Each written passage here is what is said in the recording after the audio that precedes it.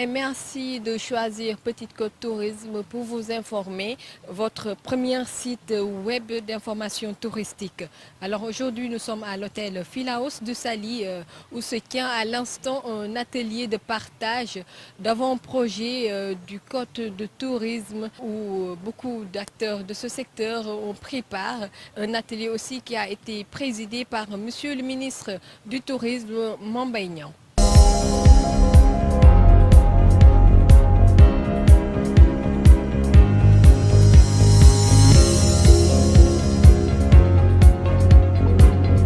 Le ministère du Tourisme a engagé le processus d'élaboration du Code du tourisme.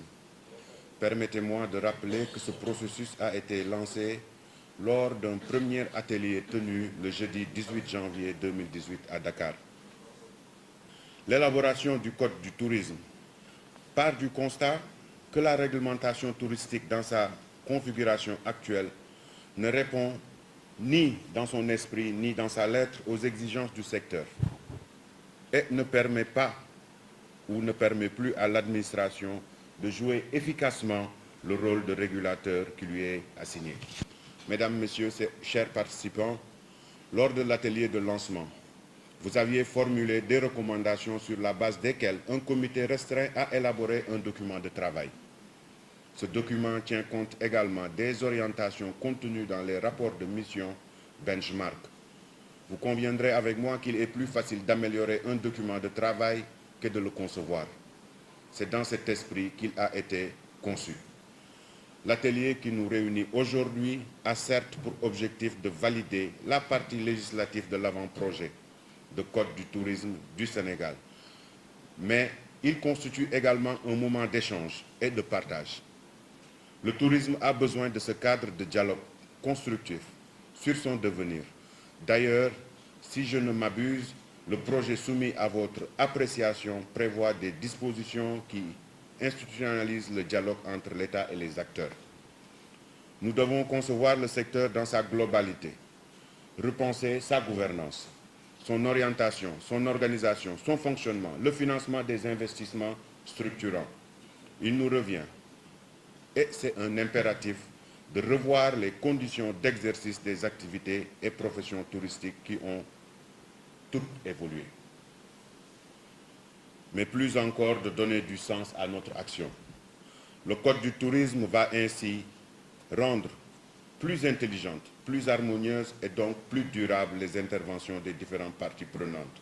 Il va également favoriser l'éclosion d'un meilleur écosystème. D'ailleurs, mesdames, messieurs, chers participants, nous n'avons pas le choix si nous voulons profiter des retombées réelles du tourisme international. Il est indispensable aujourd'hui d'adapter notre vision, notre démarche et notre stratégie aux exigences des marchés en nette croissance. Nous avons les atouts pour réaliser nos ambitions. Surtout, nous disposons de ressources humaines de qualité capables de porter encore plus haut le flambeau de nos ambitions et profiter de l'embellie généralisée au niveau international. L'essor du tourisme nous rappelle la nécessité de renforcer nos moyens, de développer et de gérer le tourisme sur un monde durable, en construisant des destinations intelligentes et en tirant le meilleur parti de la technologie et de l'innovation, déclarait le secrétariat général de l'OMT, M. Zourab, à l'occasion de la tenue du Salon international du tourisme de Berlin. Au terme du rapport de l'OMT du premier semestre 2018, les arrivées de touristes internationaux ont augmenté de 6% au cours des 4 premiers mois de l'année 2018 par rapport à la même période de l'année passée. Ces chiffres, qui prolongent la tendance vigoureuse observée en 2017, plus 7%, dépassent même les prévisions de l'OMT pour 2018, plus 4%, de 4% à 5%.